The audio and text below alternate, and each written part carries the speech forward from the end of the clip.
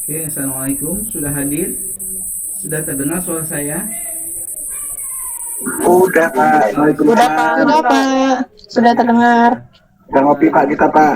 Ngopi Oke. dulu lah hujan-hujan. Ya, iya ngopi nih, enak ini kayaknya nih. Enak. Ngopi Pak. Ya, silakan Pak Mutadi. Ini sudah ada di rumah semua nih, Pak Mutadi di rumah. Yang lain di rumah atau masih di jalan nih? Di rumah Pak, tapi mati lampu.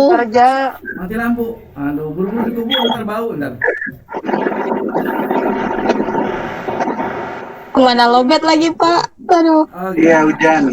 Oh iya, nah Dini lagi di jalan, Din.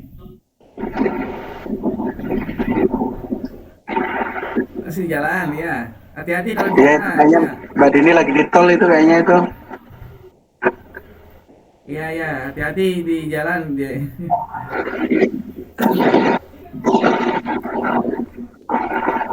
Oke, menunggu lagi atau bagaimana kira-kira?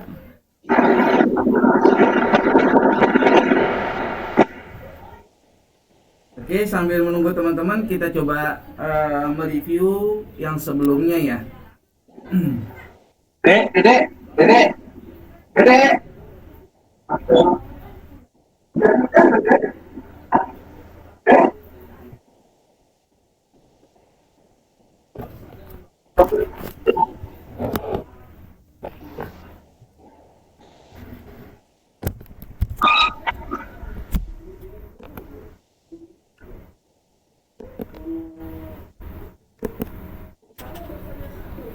Hujan. Aku udah tinggi. Habis besar.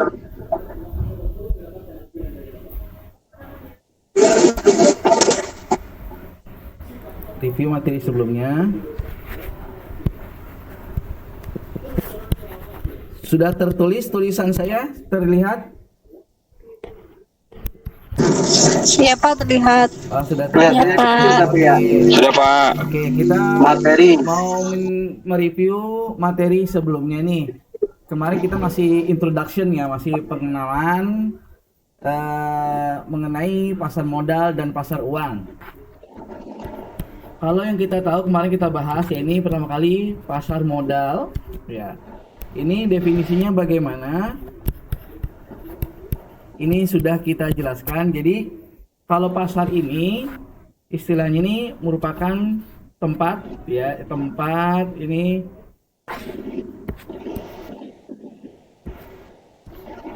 tempat bertemunya penjual, Dan pembeli. dan pembeli. Ini jelas mengenai tempatnya pasar. Jadi di sini di pasar ini transaksi dilakukan. Yang kalau kita kenal kan banyak pasar ya, ada pasar tradisional, kemudian ada pasar ada pasar yang menjual pasar hewan, pasar agrikultur, kemudian pasar ikan dan yang lain-lainnya. Ini dan juga banyak pasar yang kita dengar juga, ada pasar Kamis, pasar Jumat. Nah, itu pasar. Jadi ada yang berkenaan dengan barang yang menjadi objek atau komoditinya seperti hewan dan yang lain-lainnya. Dan juga misalkan pasar sayur mayur sama seperti itu juga objeknya. Itu pasar. Kemudian kalau dari hari, kalau kita kenal kan pasar Selasa, pasar apa, ada pasar Legi kalau di daerah Jawa ya, pasar Pon. Itu banyak, itu yang terkait dengan waktu. Apakah yang dilakukan di pasar? Ya ini transaksi jual beli. Kalau penjual ya ini ingin mendapatkan keuntungan dari barang dagangan yang dijajakannya. Kalau pembeli untuk memenuhi kebutuhan. Ini definisi pasar. Nah, pasar itu kalau zaman dahulu kita mengenal adanya tempat ya. Harus ada tempatnya, harus ada waktunya.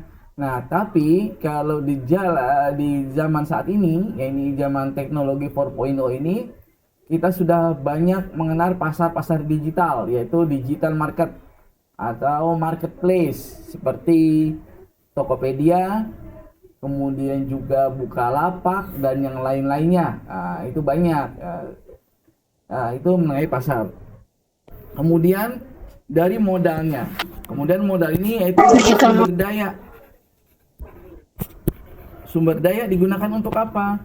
Yang digunakan untuk memenuhi tujuan organisasi atau tujuan perorangannya. Kalau tadi tempatnya bertemu penjual dan pembeli, nah pedagang dan pembelinya. Jadi kalau di sini antara yang pemilik modal atau memiliki dana, nah ini salah satunya penjual dan pembeli. Jadi kalau kita ini juga ada sudah unit surplus ini salah satunya, dan juga unit defisit. Unit surplus ini yang memiliki dana, nah dana atau sumber daya tadi. Nah ini unit surplus yang memiliki dana, ya atau kita katakan dengan sumber daya. Kemudian kalau unit defisit adalah yang membutuhkan dana. Nah, ini dana ini juga sama, sumber daya juga. Unit surplus, unit defisit, kemudian mengenai dananya. Ini kalau yang memiliki dana, yang memiliki kelebihan dana atau surplus dana itu biasa kita kenal dengan nama investor atau yang melakukan investasi atau yang melakukan penanaman modal yang dimilikinya kepada suatu perusahaan atau seseorang. Apabila sifatnya ini perorangan, itu bisa juga investor kita ke perorangan. Misalkan kita ada teman kita yang ingin membuat usaha, contohnya warung pecel lele. Nah kita tidak ahli dalam membuat warung pecel lele tersebut, tapi kita punya dana. Ini kita berikan dananya, dana ini kita berikan, pengelolaannya kita serahkan kepada ahlinya. Jadi ini ada kerjasama atau ada perjanjian antara yang menanamkan dana atau yang berusaha. Kalau dalam istilah bisnis syariahnya kita mengenal sohibul mal dan juga mudorib. Nah ini dia sohibul mal dan mudorib. Sohibul mal ini yang memiliki mal atau yang memiliki hartanya. Mudorib ini yang memiliki usahanya, yang ahli dalam usaha tertentu dengan perjanjian yang disepakati bersama. Ini dari segi bisnis syariah, ini akadnya kalau modal, ini akadnya mudharabah. Ya, ini mudharabah. Kalau yang pemilik dana ini pemilik dana kita kenal dengan nama sohibul mal.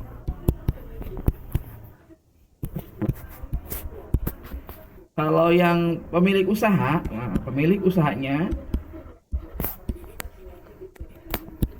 usaha namanya ini mudorib. Nah ini mudorib. Jadi pemilik dana dan pemilik usaha. Nah ini antara penjual dan pembeli. Nah itu salah satu dari rukun jual beli. Nah, yaitu yang memiliki dana dan memiliki usahanya, pedagang dan pembelinya. Dan ini melakukan kesepakatan, yaitu kesepakatan dalam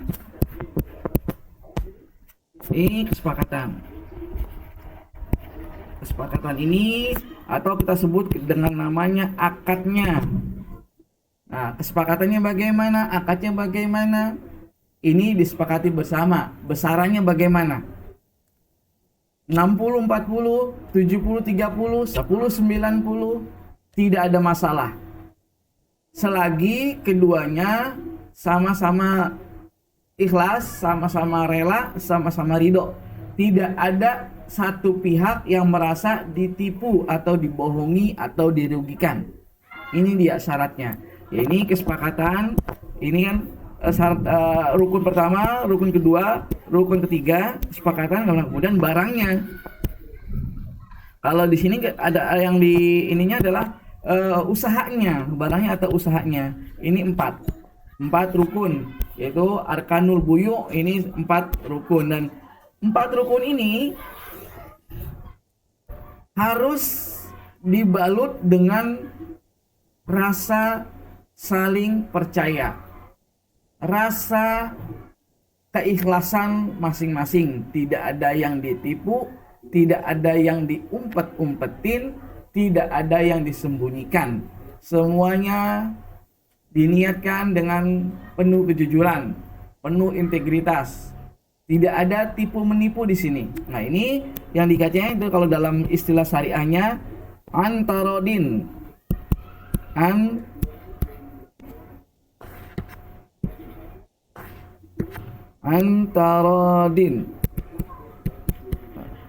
Antarodin atau kalau kita kenal istilahnya ar-ridha bir-ridha. Ar-ridha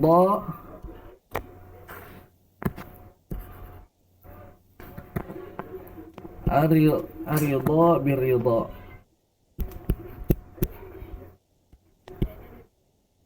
Nah, ini ridho biridho, sama-sama ridho, sama-sama ikhlas. Inilah yang membalut jual beli atau kesepakatan kita di pasar. Nah, namanya pasar pasti ada pihak ketiganya, ada setannya. Makanya kita disunahkan apabila masuk pasar itu berdoa. Dan seburuk-buruknya tempat itu adalah pasar. Jadi kita harus hati-hati, banyak setan di situ. Awalnya niat kita baik untuk mencari usaha sama-sama. Tapi ada satu hal mungkin yang membuat kita tergeser niat kita, tergeser hati kita dari melakukan transaksi jual beli dengan benar dan dengan sesuai syariatnya atau tuntunannya. Ini dia. Jadi namanya pasar, hati-hati. Kemudian kita sudah pasar modal, apalagi kemarin kira-kira yang dibahas modal nih. Kemudian kita balik ke pasar modal. Pasar modal. Nah, pasar modal jadi ada 2 kata yang digabung. Kalau tadi kan dipisah, pasar sendiri, modal sendiri. Jadi pasar itu tempatnya, modal adalah sumber dayanya. Nah, kalau pasar modal sendiri, apa itu pasar modal? Ini mungkin kalau kita gabungkan dari kedua pengertian atau 2 definisi sebelumnya bisa kita atur. Tapi ini pasar modal ini terkait dengan kalau yang kita pelajari atau objeknya adalah bursa misalkan. Kita katakan yaitu ada undang-undang kalau nggak salah nomor 8 tahun 1995 yang mengatur pasar modal, dan undang-undang ini masih berlaku sampai saat ini. Nah, pasar modal, apa itu pasar modal? Itu tempatnya sama, penjual bertemunya investor, yaitu tempat bertemunya. Kalau secara ringkasnya saja, secara mudahnya, kita nanti kalau untuk lebih detail dan lebih lengkapnya kita buka undang-undang tersebut. Bagaimanakah definisi dari pasar modal tadi? Oke, tempat bertemunya kalau di sini mungkin pertama satu investor yang memiliki dana, 2 perusahaan atau emiten kalau kita kenal. Emiten ini yang membutuhkan dana.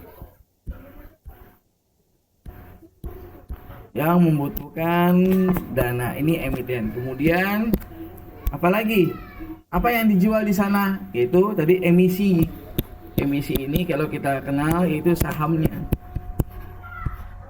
Nah, ini paling tidak minimal 3 ini Nanti ada lembaga penunjang yang akan kita bahas, yaitu pada pertemuan saat ini kita ingin membahas atau mereview materi sebelumnya. Jadi minimal 3 ini adanya investor, kemudian juga ada investor yang memiliki modal, kemudian juga ada perusahaan atau emiten yang membutuhkan modal. Modalnya digunakan untuk apa oleh perusahaan tersebut? Nah, modal tersebut digunakan untuk keberlangsungan usahanya, misalkan untuk ekspansi usahanya, untuk membuka cabang baru, untuk melakukan investasi. Banyak tujuan suatu perusahaan mencatatkan namanya di bursa efek. Banyak tujuannya. Kemudian ada emisi, ada saham, dan ini nanti ada kesepakatannya sama seperti itu mengenai definisi empat rukun tersebut harus ada. Nah, ini secara mudahnya kita mengenal pasar modal. Jadi yang itu transaksi modalnya antara unit surplus dengan unit defisit, antara investor dengan emiten. Nah, kalau kita mengenal transaksi dulu, transaksi pasar tersebut, kalau di transaksi ada direct, ada indirect ya, transaksi langsung dan transaksi tidak langsung. Transaksi dari transaksi sendiri itu transaksi jual beli atau ini transaksi ada yang direct langsung dan tidak langsung. Nah, kita ke tidak langsung dulu nih. Kalau tidak langsung kita sudah membahas di akuntansi keuangan dan perbankan. Jadi antara unit surplus yang memiliki dana dengan unit defisit,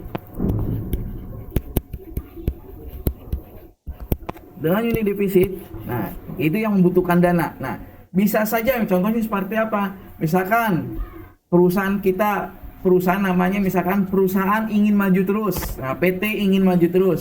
Nah, PT ingin maju terus tersebut ingin melakukan ekspansi usaha. Nah, sedangkan kondisinya ini dia tidak atau bukan perusahaan go public, perusahaan biasa.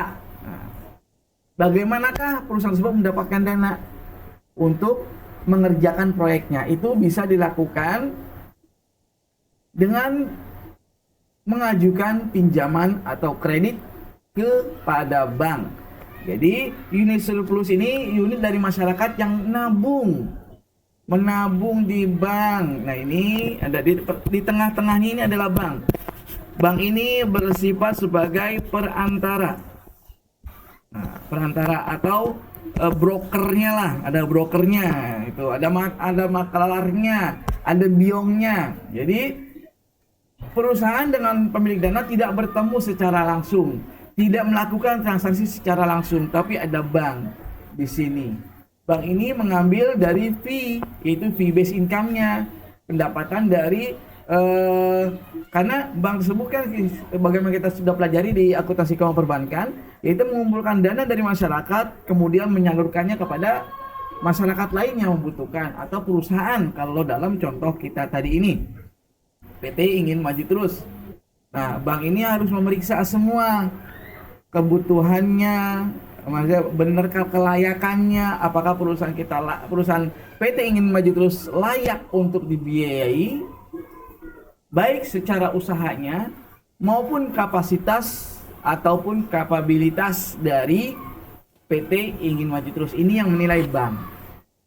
Nah, bank ini unit surplus aman, dananya aman. Tidak ada risikonya kecil bahkan tidak ada risiko karena dijamin LPS selagi dananya tidak lebih dari 2 miliar sebagaimana undang-undang yang berlaku tentang penjaminan simpanan. Ini adalah transaksi tidak langsung atau indirect, atau ada brokernya, ada perantaranya, ada biongnya. Ini direct. Terus bagaimana yang transaksi langsungnya? Nah, contoh transaksi langsungnya semisalkan contoh, mohon maaf Pak Mudi,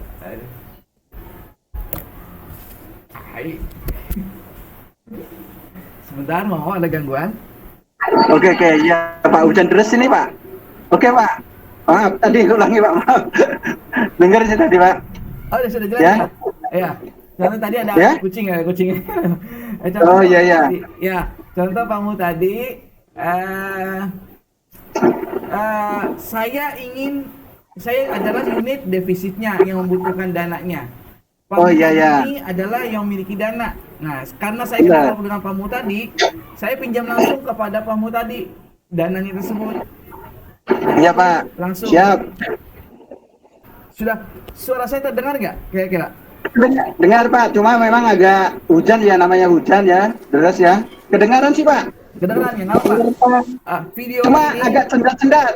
iya, Agak tersendat-sendat. nggak apa? Video ini saya rekam. Video ini saya rekam, nanti saya masukkan ke YouTube. Tadi saya mau streaming langsung. Oh gitu ya Nah, Pak. jadi kalau mau streaming, nanti kalau bisa kita mau streaming, ayo boleh silahkan kita streaming langsung. Kita masukkan ke link YouTube. Kalau ini nanti saya masukkan kepada YouTube. Nanti teman-teman yang tadi suaranya kurang jelas, nanti mungkin bisa didengar kembali. Sekalipun tadi ada gangguan kucing lewat ya, kucing lewat gitu. Nah, ya ya ya. Gitu ya. Oke. Jadi kita Kucing lewat ada di YouTube dong, Pak. Hah? Gimana? Lewatnya ada di YouTube berarti. Oh iya, nanti ada YouTube nanti kalau ini saya masukkan di YouTube. Jadi saya rekam ini saya rekam. Nanti kalau besok mau streaming, kita langsung streaming langsung aja.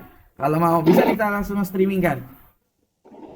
Oke, lanjut lagi kepada tadi sudah langsung yang mengenai transaksi langsung. Nah ini sudah jelas ini mengenai yang kemarin. Kemudian berbicara mengenai pasar atau bursa. Nah, ini dia. Mengenai saham khususnya. Ini kemarin kita berbicara agak panjang mengenai halal dan haramnya. Bagaimanakah tipe orang yang bermain saham? Perhatikan. Ini harus hati-hati.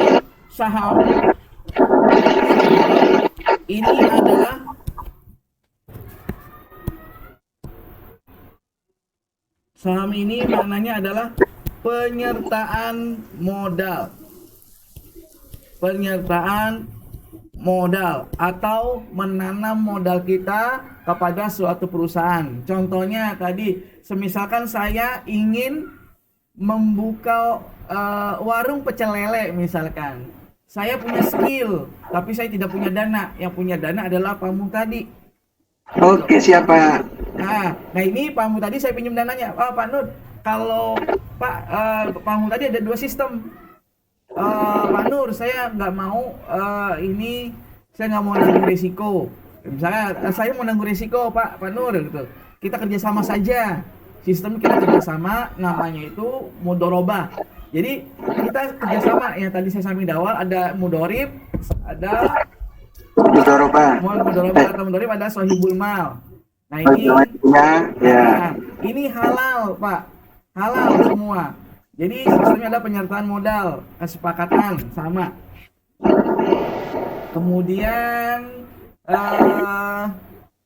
ini penyertaan modal, benar. Kemudian ada lagi sistemnya.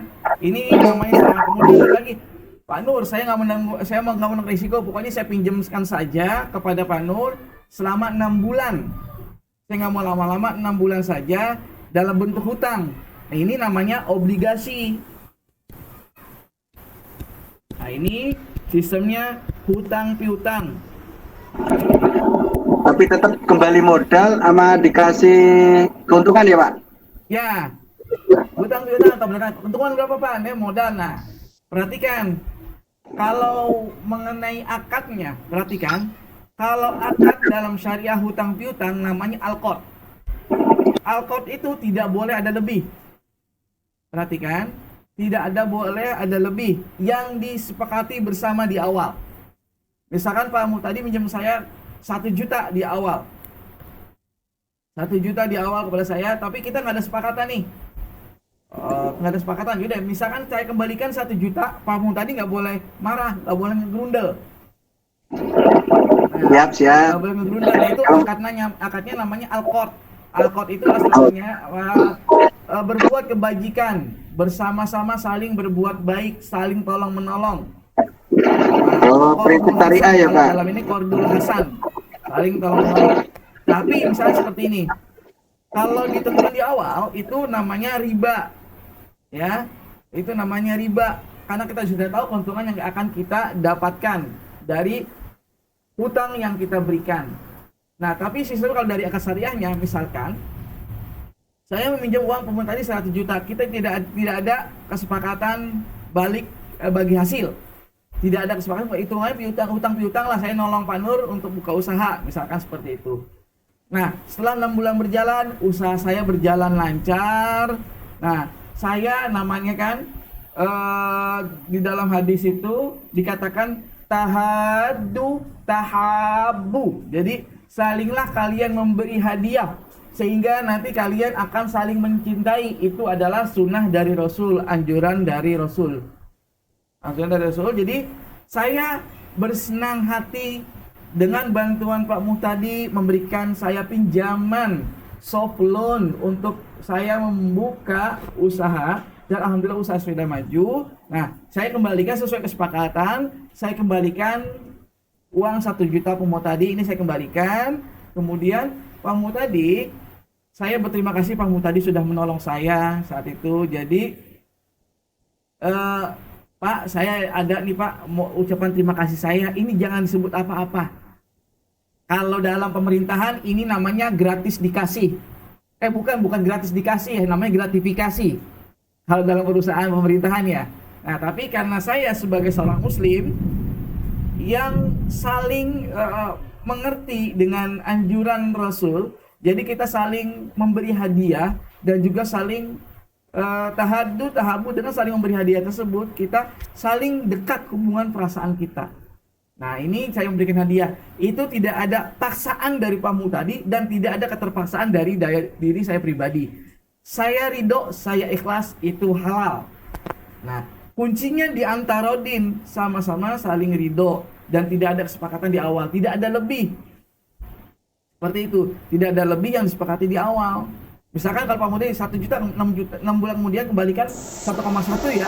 Nah, itu Ya, boleh ya, Pak? Nah, itu nggak boleh. Hutang, kalau akadnya hutang seperti itu. Tapi kalau akad hutang, kalaupun usaha kita bangkrut, nah kewajiban saya adalah memberikan atau mengembalikan uang yang saya pinjam tadi. Seperti itu. Itu mengenai saham bentuknya. Kemudian dari segi pelaksananya, pemain sahamnya. Nah, kemarin kan panjang kita di sini berbicara. Jadi kalau kita sebut ini investor lah, kita sebut investor. Investor ini ada yang menanamkan modal di saham itu banyak tujuan yang diharapkannya. Yang di tipenya adalah investor murni. Ini jangan sebut investor mungkin ya, apa namanya ya? Ini pemain saham lah, misalnya pemain saham lah, katakanlah pemain saham. Pemain saham ada yang tipenya investor. Dia tipenya sama kayak tadi Pak Muhtadi meminjamkan saya uang untuk kerjasama. Nah, Pak Muhtadi tadi secara tidak langsung memiliki aset bersama juga di warung pecel lele tadi yang saya buat tadi. Nah, kalau dari itu betul saham. Nah, itu ada kepemilikan Pak Muhtadi. Nah, ini investor seperti ini adalah murni, benar. Nah, investor ini tujuannya jangka panjang biasanya. Tidak ada niatan lain-lain. Innamal a'malu binniyat wa innamal likulli imri'in ma nawa. Jadi setiap pekerjaan yang kita lakukan itu harus didasarkan dengan niat kita. Karena setiap orang akan mendapatkan apa yang diniatkannya. Niat kita untuk mencari harta yang halal, yang bersih, bebas dari riba, sehingga yang kita makan menjadi halal, berkah, barokah, thayyib, semua baik semua. Niatan kita di situ. Nah, ini kalau tipenya seperti ini ada jangka panjang, itu halal. Tipe kedua ada namanya trader.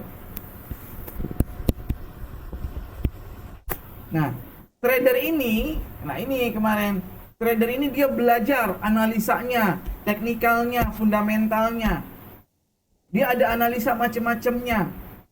Nah, kadang ada yang di sini perdebatan antara halal dan haramnya. Trader nih, untuk trader. Kenapa? Karena kalau tipenya jangka pendek ini biasanya dia main kepada misalkan contohnya kalau dalam saham mainnya kecil aja H4, H1 atau D1 daily mainnya. Itu hanya mengambil kesempatan dari pergerakan. Jadi ini dikhawatirkan jatuhnya kepada spekulan. Nah, ini dia yang halal ada, yang haram adalah spekulan. Spekulan kan ini ada spekulasi. Ini ada unsur gamblingnya. Karena kembali lagi kepada saya tadi sampaikan, pasar itu adalah tempat terburuk-buruknya. Di muka bumi ada pasar. Baik pasar yang secara fisik ada maupun yang seperti ini. Karena awalnya kita baik, kita mau jual baik, ini analisanya benar, ini analisa teknikal seperti ini, analisa fundamental. Dan bahkan ada yang menyatakan, Pak ini halal. Ini semua kan ada analisanya. Memang kalau semua ada analisa, bisa semua ada analisa. Tapi kembali lagi kepada niat masing-masing. Makanya di situ diharapkan kehati-hatian bagi teman-teman semua. Kalau spekulan ini namanya unsurnya spekulasi, yaitu gambling atau judi. Ini bisa kita sebut juga, contohnya ini adalah togel misalkan. Togel itu juga ada analisanya, mainan deret angka. Nah, deret angka ini pakai regresi. Nah, regresi berganda, pakai ini, semua statistik dimainkan. Itu ada analisanya, benar. Contohnya lagi, semua ada analisanya, tapi kalau itu diniatkan untuk judi, jatuhnya ke haram. Ini niatnya apa? Jadi kita jangan kembali kepada diri kita masing-masing. Bisa tidak kita menjaga niat kita seperti itu. Kemudian contohnya lagi, analisanya judi bola. Main bola, analisa pemain ini, sedang bagus-bagusnya ini. Misalkan contohnya Manchester City minjem pemain dari mana, kemudian ada bursa transfernya. Jadi lihat, ini bagus, ini menang ini. Skornya sekian, analisanya berdasarkan analisa trennya sekian. Itu analisa. Makanya kita harus berhati-hati di sini. Kalau teman-teman ingin bermain kepada bursa saham, kalau tipenya itu investor, saya mau tipenya sebagai investor saja. Istilahnya saya tidak ingin menjadi spekulan. Jadi saya melihat secara globalnya pasarnya. Misalkan yang mau kita beli, contohnya saat ini adalah yang banyak diminati adalah saham perbankan. Karena perbankannya aman. Sekarang kalau saham-saham yang lain, saham batubara dan yang lain sudah jatuh semua. Perbankan pun ada yang jatuh juga. Nah, ini kita contohnya secara besar saham perbankannya. Contohnya lagi hangat-hangatnya, mau dibuat atau digabung gabungan bank syariah. BNI Syariah dan juga Bank Syariah Mandiri mau digabung. Nah, yang sudah ada listnya di bursa saham contohnya adalah BNI Syariah. Ini banyak peminatnya, tapi niat kita untuk pertama kali kembalikan niat untuk menanamkan saham kita dengan tujuan investor jangka panjang, tidak sebagai spekulasi, tidak mengambil keuntungan dalam jangka pendek atau spekulan. Ini kembalikan ini halal, ini yang tidak boleh. Yang kalau jangka panjang boleh, kalau tidak jangka pendek atau spekulan ngambilnya itu tipenya hit and run. Kita masuk, misalkan kita beli di harga 50. Kita beri harga dari Rp50 per lembar saham. Kemudian setelah 4 jam ada kenaikan. Naik misalkan Rp5 menjadi 55. Dari bar kita beli lagi, kita jual lagi. Nah, itu seperti itu. Ini biasanya mainnya banyak di pasar indeks atau pasar komoditi. Sebentar, kayaknya ada baterainya sudah habis.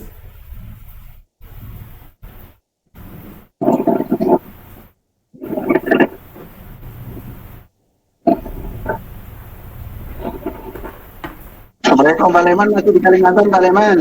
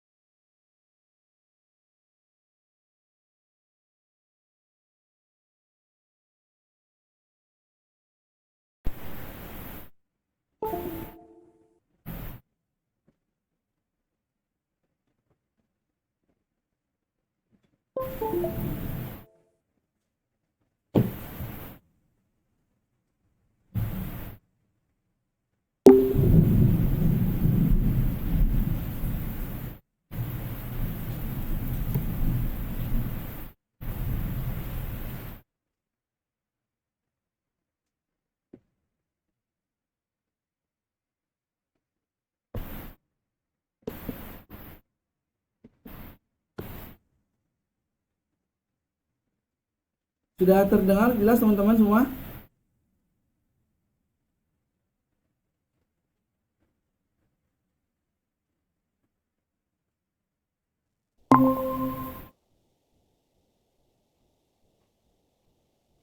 Sudah terjelas terdengar lagi? Sudah Pak. Iya, Gasti lagi seru-serunya malah putus. Iya Pak, sudah Pak. Iya, oke. Iya Pak, lagi seru nih. Kita lanjut lagi. Nah. Sampai mana tadi kita? Saya lupa deh. Sampai judulnya besar banget Pak. Sampai mana? Sampai tujuan apa? Yang bawah judi bola sampai judi bola spekulasi. Itu spekulasi judi bola itu. Kamera terlihat kamera saya? Terlihat. Terlihat Pak. Oh terlihat ya.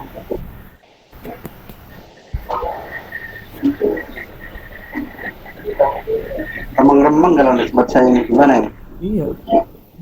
Remeng-remeng nih, nggak kelihatan. Jangan lampu Pakai kacamata dulu Pak. Ya. Mati lampu Pak Mo. Belum main listrik kayaknya. Bukan mau. Nah, ini udah terang tuh. Sudah kelihatan? Iya, tapi Nah. rekamannya sebentar. Oke. Nah, saya setting dulu.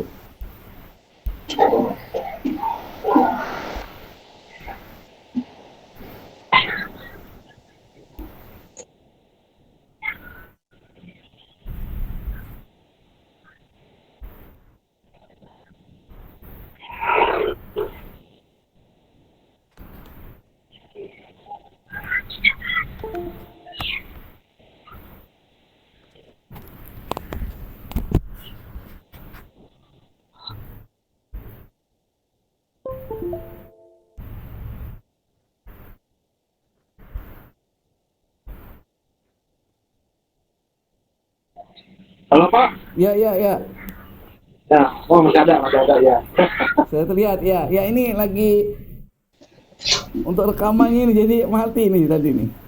Oke. Kamera standby. Pasti. Rolling action. Bayar aja lu.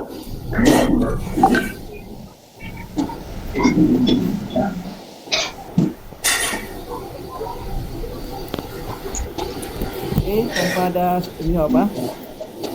Sudah terlihat? Belum Pak. Belum terlihat? Oh, Belum nampak. Sudah Pak, sudah Pak. Sudah terlihat, ya. Pak. Warnanya hijau Pak. warnanya Sudah ada terlihat Pak. sudah terlihat ya. Cuma video ini tidak terlihat saya. Nanti nggak apa, kita lanjutkan saja. Ya. Tadi kita sampai kepada Ya, tujuan Pak. kita, pada tujuan kita. Pak Nurbanis, Ya, gimana? izin Pak ya, sholat dulu Pak. Jam berapa sekarang? Di sini udah maghrib Pak. Di mana Pak? Lagi di Kalimantan Pak. Oh, lagi. Apa ini? Oh, iya silakan Pak Ya, Lembang. izin dulu Pak ya. Iya, Oleh-oleh, silakan, Pak. Lembang. Orang Oke. Akan bejakan Pak. Iya. Oke, nanti kita jelaskan nanti kemudian yang mau soal nanti kita ingatkan saya kalau sudah masuk waktu azan ya. Kita break nanti Ya, Pak. kita lanjutkan di modul di Cibinong sih Pak. ya gimana di WA group atau yang lainnya ini mengenai kemarinnya nih karena perpanjang panjang di sini kita. Nah, kemudian pemain saham gitu tergantung judulnya. Kalau tipe kita sebagai investor itu boleh. Kalau tipe kita hanya sebagai trader atau spekulan itu yang tidak boleh. Nah, ini dia. Jadi harus kembalikan. Dan juga ini kalau dari segi pemainnya. Kemudian dari segi objek saham yang kita belinya. Kalau saham yang kita beli itu adalah produk-produk yang dilarang, contohnya minuman keras dan yang lain-lain. Kalau saham syariah tidak ada. Rokok tidak ada saham syariah. Tidak ada di saham syariah kita belajar ya. Ini dia kalau dari segi objeknya. Nah, ini kembali kepada diri kita masing-masing. Diri kita masing-masing nanti mengenai analisanya, analisa teknikal, analisa fundamental akan kita pelajari nanti. Ini dari izin bertanya boleh Pak? Silakan gimana Pak? Dengan Irsyad di sini Pak. Iya Pak Irsyad, silakan gimana Pak? Pak, agak melebar sedikit pertanyaannya, cuma jadi penasaran saja saya. Apa sih Pak yang menjadi faktor-faktor penentu untuk menentukan nilai nominal sebuah saham per eksemplarnya Pak? Berapakah nilai yang menentukan nominalnya? Faktor-faktor Pak, faktor-faktor yang menentukan nilai nominal saham per eksemplar itu apa sih faktor-faktornya Pak? Ada, ya. Bagaimana faktor-faktornya? Ini sudah jauh. Oke, misalnya saya coba, sudah terlihat di sini teman-teman, sudah terlihat di monitor. Kamu tapi nggak kebaca, kecil banget Pak. Oke, saya coba share, saya ini kan sebentar.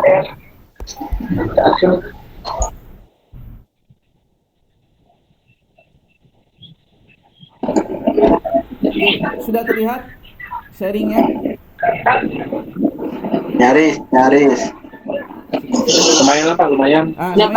Lumayan warnanya. Ada merah, hijau, hitam. Kelihatan Pak. Kelihatan ya. Nah, oke teman-teman, ini semuanya akan kita pelajari nanti. Pertanyaan dari Pak Irsyad itu yang akan kita pelajari nanti mengenai fundamentalnya, mengenai nilai sahamnya tersebut. Nilai sahamnya yang dihasilkan per lembarnya itu menggambarkan nilai sebenarnya atau tidak. Nah, bagaimana kita mengetahui itu nilai sebenarnya atau tidak?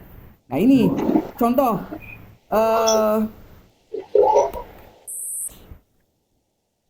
Silakan Tanti Arfa, tunjukkan atau sebut salah satu entitas yang ada di depan monitor ini. Satu perusahaan, sebutkan Tantia coba. Perusahaannya ya Pak? Iya, bebas. Ada PTPP, kode. Kita pakai kode aja dulu. Ada TLKM, ada BBCA. BBCA itu menurut Tantia apa tuh? Banknya apa? BCA, Bank Iya, BCA. banknya Menurut adalah saya Bank sih. BCA. Nah, kita lihat seperti ini. Kita contoh, kalau teman-teman nanti sambil latihan boleh. Ini dilihat untuk BBCA, kita klik yang tanda tiganya. Nah, ini kita klik tanda 3 di sini, kita bisa melihat. Pak Dedi di silent dulu, Pak Dedi. Nggak kedengeran, Pak Dedi mau di silent dulu, Pak dosennya nggak kedengeran. Oh iya, silakan di silent dulu yang lain. Oke, perhatikan contohnya adalah BBCA. Ini Bank BCA. Kita melihat bagaimana kita menentukan. Kita lihat fundamentalnya. Ini ada di fundamental yang terkait dengan keuangannya. Bagaimanakah keadaan keuangan perusahaan tersebut? Karena contohnya kalau ini BBCA contoh fundamental. Perhatikan, ini yang akan kita pelajari nanti, tapi nggak apa, karena ada yang sudah ditanyakan, kita mau jelaskan. Kalau harga lembar per sahamnya, berapakah nilainya untuk BBCA? Ada di teman-teman dari atas, perhatikan, itu ada namanya last price. Last price itu adalah harga saham terakhir kemarin hari Jumat tanggal 23 Oktober 2020. Harga saham per lembarnya adalah, contohnya di sini BCA adalah Rp28.850. Ini adalah harga saham per lembar Bank BCA.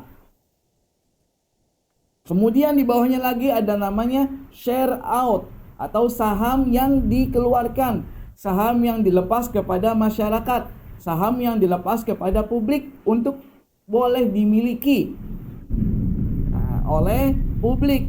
Nah, ini yang namanya share out. 24,4 juta lembar saham atau sekitar 244 juta lembar saham yang dilepas. Di 24,4 billion. Nah, ini dia. Kemudian market cap, market capital, modal pasarnya. Ini kita nanti akan membahas bagaimana dapat ini caranya market cap ini menjadinya. Contohnya yang pertanyaan dari Pak Irsyad, market capital, modal pasar, modal perusahaannya. Contohnya di sini BCA adalah 704,2 triliun. 704,2 triliun contohnya kekayaannya Bank BCA saat tanggal 23 Oktober 2020. Kemudian berdasarkan manajemen RUPS dan yang lain-lainnya yang akan dilepas lembar sahamnya maksimal atau yang boleh dilepas saat ini, misalkan yang dilepas saat ini masih dalam batas toleransi BCA tersebut adalah 24 juta lembar saham tadi. Ini yang ditentukan oleh manajemen dalam RUPS. Nah, berapakah jadi lembar sahamnya? Berapakah nilainya? Dari modal tadi yang dimiliki, kekayaan perusahaan tadi, market capital yang dimiliki atau modal perusahaan yang dimiliki oleh BCA tadi sebesar 704,2 T ini dibagi dengan 24,4 B. Perhatikan 24,4 B. B dan T-nya kita hapus saja. Misalkan gitu. Nanti kalau mau di ini bisa di 24,4 B 574. Nah, menghasilkan nilai saham per lembarnya. Ini adalah 28.850 rupiah per lembar saham Bank BCA. Adapun yang lain-lainnya, perhatikan teman-teman di bawah. Ada, kita lihat di sini ada balance sheet. Balance sheet ini adalah neraca. Nah, kalau kita belajar fundamental nanti kita akan banyak belajar laporan keuangan lagi. Kita akan belajar laporan keuangan lagi, membuka laporan keuangan lagi. Balance sheet itu artinya adalah neraca. Cash adalah cash atau kas atau setara kas.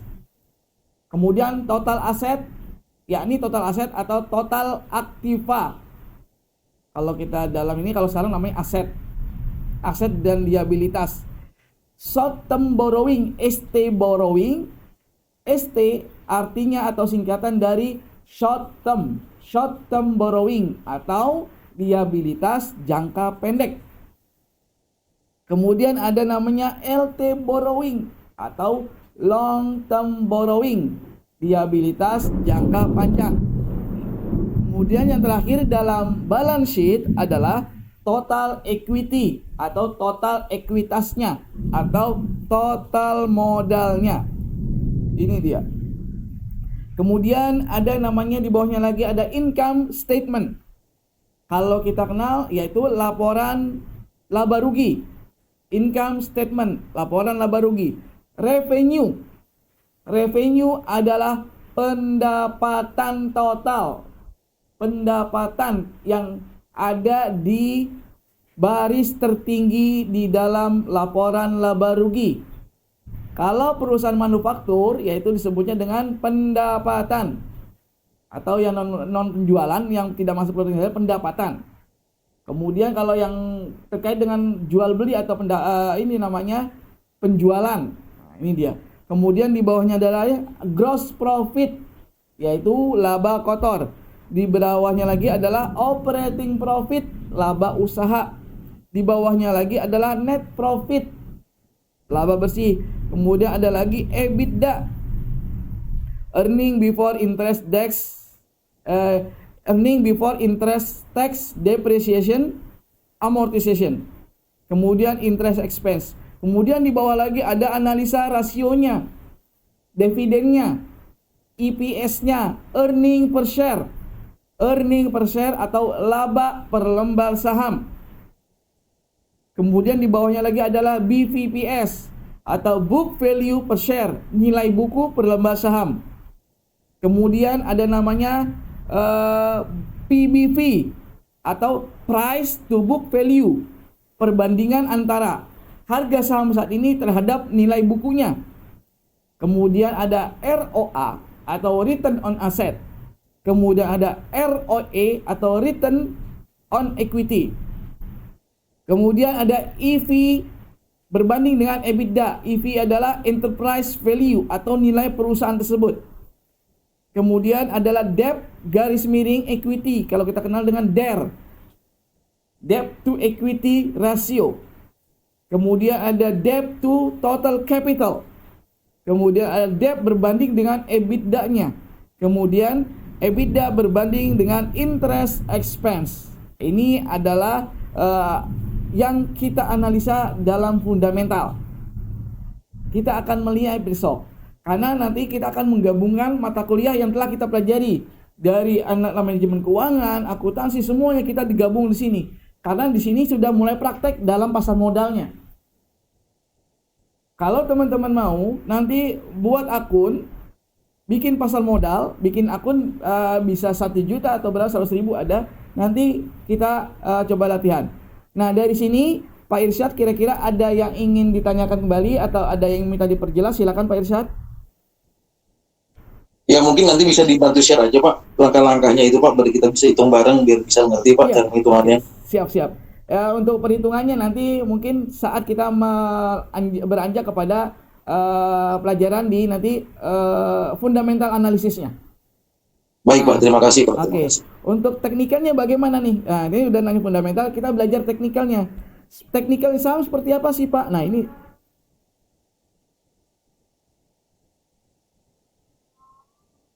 Dan fundamental juga kita belajar dari sini Pak, nanti Pak. Ini dia, fundamental kita belajar dari sini. Dari berita-berita yang diterbitkan mengenai pasar modal. Ini ada contoh technical analysis dari Bank Sentral Asia. Yang tadi kita sudah pelajari, yang ini suggest-nya atau sarannya adalah beli sahamnya. Suggest-nya adalah technical analysis buy. Itu dari teknikalnya. Nah, ini kita belajar bagaimana technical analysis buy juga. Kemudian ada target price BCA ada dan nilai targetnya karena ada bottom up-nya, kita belajar nanti head and shoulder-nya. Head and shoulder bagaimana, up sama bottom-nya bagaimana kira-kira. Itu kita akan pelajari nanti. Ini kita salah satu yang kita pelajari nanti di dalam analisa fundamental berita-berita. Karena ada isu sedikit itu bisa merubah. Misalkan Jokowi aja presiden mengucapkan misalkan mengenai ekonomi Indonesia memburuk, maka yakin akan memburuk IHSG kita. Bursa saham kita akan rontok habis. Ini dia. Contohnya lagi, contoh yang teknikalnya.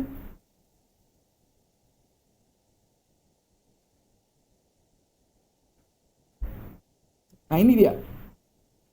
Ini adalah teknikalnya. Kita akan mempelajari chartnya. Kita akan mempelajari chartingnya. Ya, ini ada chart namanya candlestick. Candlestick atau stick lilin. Nah, lilin. Nah, ini kenapa disebut stick lilin? Karena bentuknya seperti lilin. Ini dibuat oleh orang Jepang, candlestick. Kemudian ada chartnya apa lagi? Nah, ini ada line chart. Line chart ini adalah diagram garis. Ini diagram garis. Nah, ini seperti ini line chart. Kemudian ada lagi bar OHLC. OHLC maksudnya O-nya open, H-nya highest, L-nya lower, C-nya close atau harga tutupnya. Nah, ini mengenai tanggalnya dan ini mengenai timingnya. Ada daily, ada weekly, ada monthly. Nah, teman-teman untuk latihan sebelum ini, nanti teman-teman coba download iPod Go di Android masing-masing. Teman-teman sudah lihat, coba daftar iPod aja, iPod Go yang gratis. Itu bisa kita belajar untuk buka. Kita bisa belajar teknikalnya di sana. Untuk saham ini yang gratis, kita bisa lihat pergerakannya seperti ada weekly. Nah kalau di iPod Go ada, kalau yang Ini ada yang jaman, ada yang 4 jam, 15 menit, 10 menit, 5 menit, 1 menit pun ada. Karena ingin waktu eksekusi, kapan dia eksekusi. Seperti itu. Oke, demikian dari saya. Ada lagi yang tanyakan? Tadi apa namanya aplikasinya Pak? iPod Go apa Pak? Tadi mau izin. Ya, sini coba sebentar saya tulis dulu. Ini aplikasi nanti teman-teman iPod. iPod ini Indo Premier Cari grup aja Pak. Online Trading.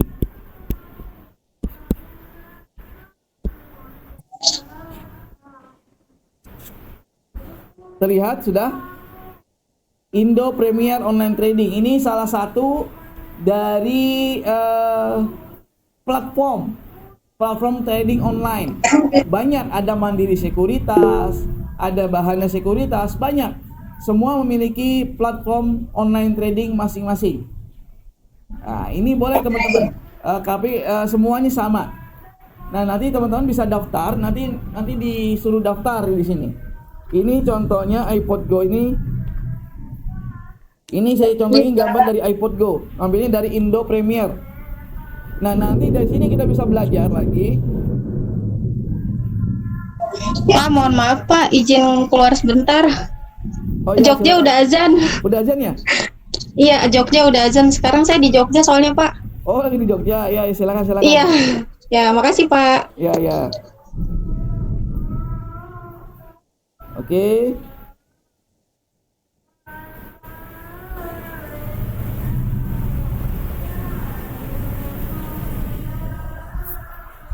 Nah, ini adalah iPod. Saya ngambil dari Indo Premier. Apa saja yang kita bisa pelajari di sini? Ya, ini saham. Kita belajar list saham, marketnya, stock screenernya. Kalau teman-teman nyarinya di sini aja. Misalkan dari googling aja. iPod. Nih, kita bisa belajar dari sini. Ini solusinya investasi saham. Dia ada reksadana, ada investment banking ke investasi saham. Banyak sih. Ini apa saja yang kita pelajari di sini banyak. Nanti kita belajar dari sini langsung, karena kita juga belajar nanti dari bursa efeknya. Perhatikan. Ini yang kita sudah pelajari kemarin.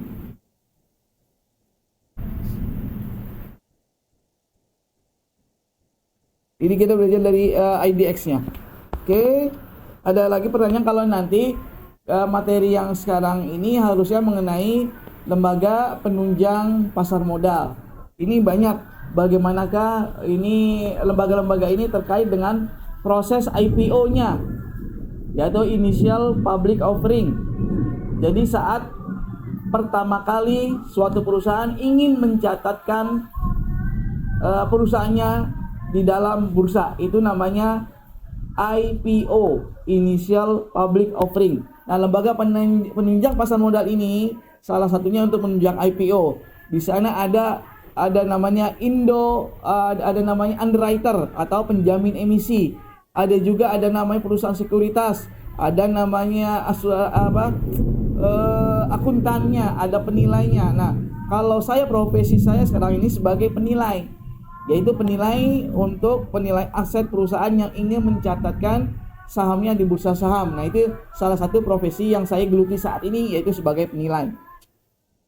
Kemudian banyak ada yang lainnya lagi, seperti ada penjamin perusahaan sekuritasnya, brokernya bagaimana, perusahaan manajemen investasinya bagaimana.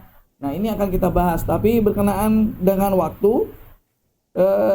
Menjelang sebentar lagi waktu maghrib, kira-kira sebelum masuk waktu maghrib ada yang ingin ditanyakan terlebih dahulu? Silakan.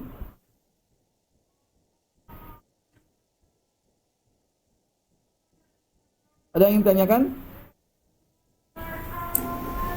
Dina, Pak. Siapa? Dina apa Dini? Ada lagi yang tanyakan? Silakan. Pak Bambang ada Pak? Silakan Pak.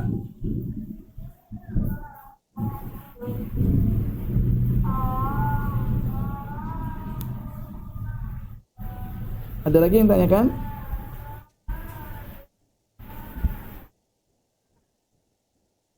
Pak Irsyad, ada yang mau ditambahkan?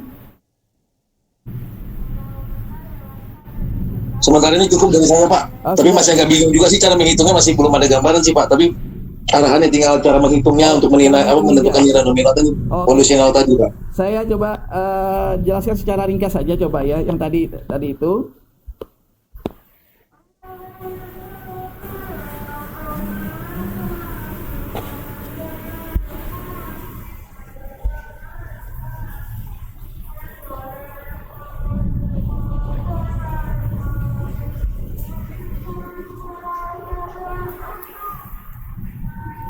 Oke, perhitungannya tadi dikatakan perhitungan.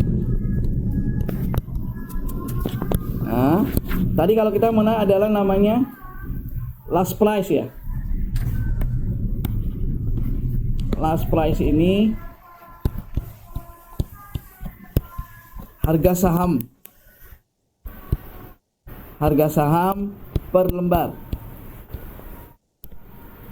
Kemudian tadi ada namanya share out.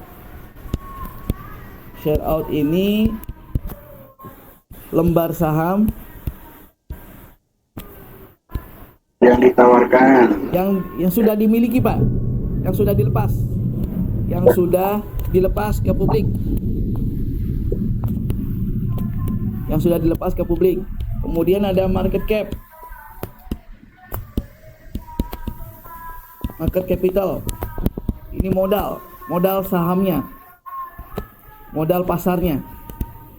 Nah, contohnya tadi mudah seperti ini. Misalkan kita untuk menentukan berapa nih, misalnya untuk IPO misalkan IPO ini market capital ini didapat dari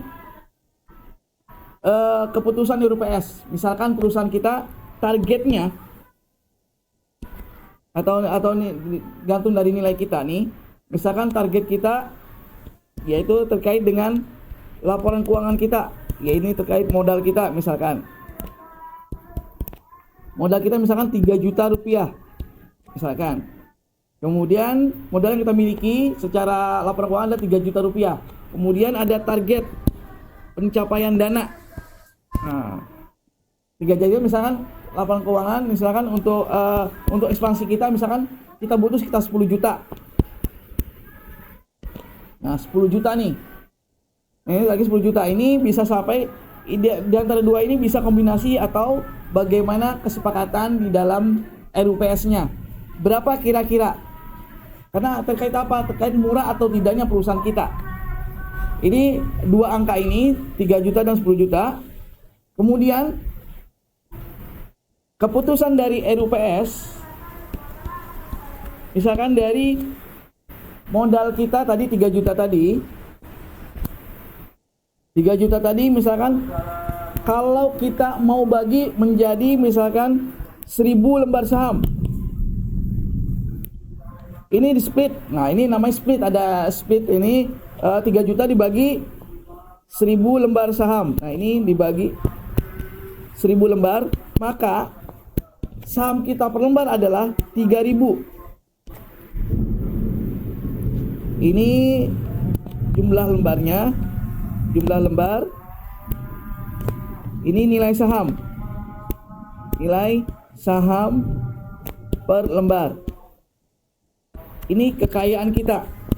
Kekayaan perusahaan kita. Nah, angka ini tergantung dari RUPS. Mau pakai angka yang mana? Kalau pakai angka yang tinggi khawatir tidak ada peminatnya. Kalau pakai berarti Pak menentukan harga itu Pak juga menilai dari aset juga dong kalau begitu Pak ya? Iya. Pada saat RUPS. Benar. Karena ada penilai di situ nanti. Yang menilai aset dia berapa sih nilainya dia perusahaan itu. Nah, itu dia. Karena nanti aset tersebut, laporan yang kita keluarkan dari penilai itu akan dipakai oleh calon investor dan juga dipakai oleh OJK untuk menentukan. Bisa nggak mungkin kan Pak dari hasil penilaian KAP misalnya untuk menentukan asetnya itu Pak? Bisa nggak dari situ? KAP. Jadi KAP itu hanya menilai secara laporan keuangannya. Ini KAP iya, KAP. Jadi yang di sini adalah akuntan publik. Akuntan publik. Ya. Ini di KAP. Ini contohnya yang berjalan di sini Pak Heru. Nah, Pak Heru itu KAP. Kemudian ada penilai publik. nilai publik ini adalah KJPP perusahaannya. Nah, ini saya di sini. Nah, konsultan jasa penilaian publik. iya, saya di sini konsultan jasa penilaian publik. Nah, dari aset ini digabung nih nanti. Digabung. Kalau KAP secara kekayaan perusahaannya secara nominal uangnya, laporan keuangan. Tapi mengenai aset-asetnya, gedungnya, kemudian apa saja yang dimilikinya, mesin-mesinnya, itu yang menilai adalah ini. Kalau KJPP.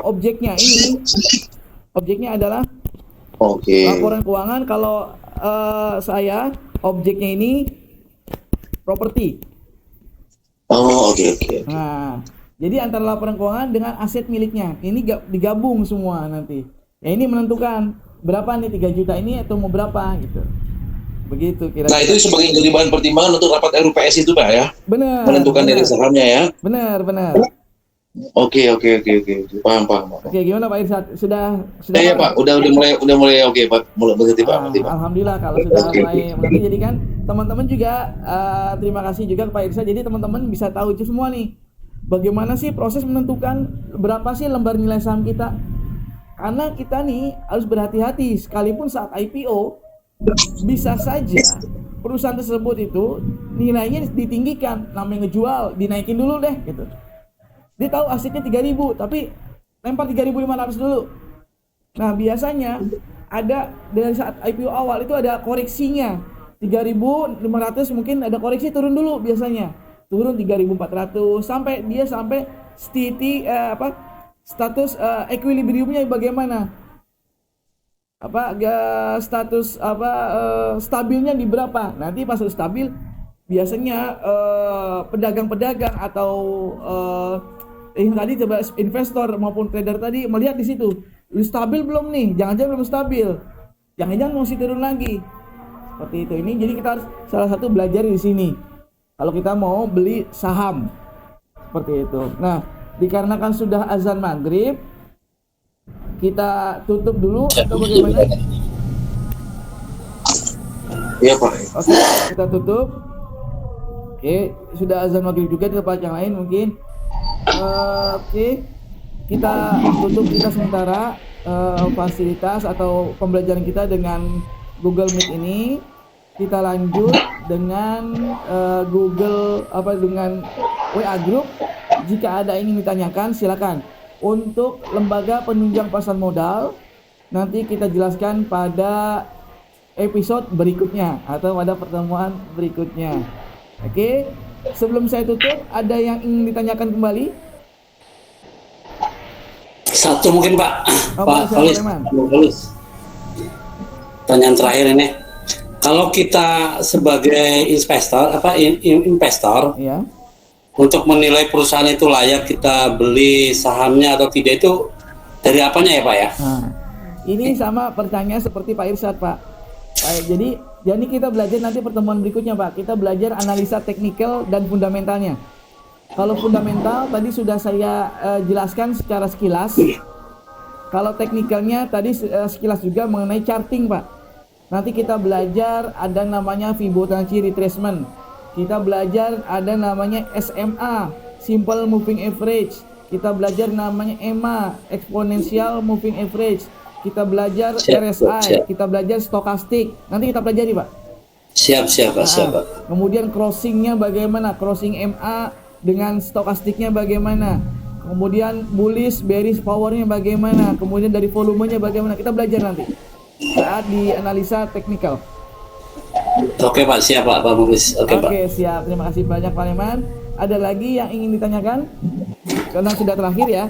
Tadi Pak Leman ya. Kita tutup kelas kita pada hari ini. Kita break sementara untuk sholat maghrib. Kita tutup membaca hamdalah.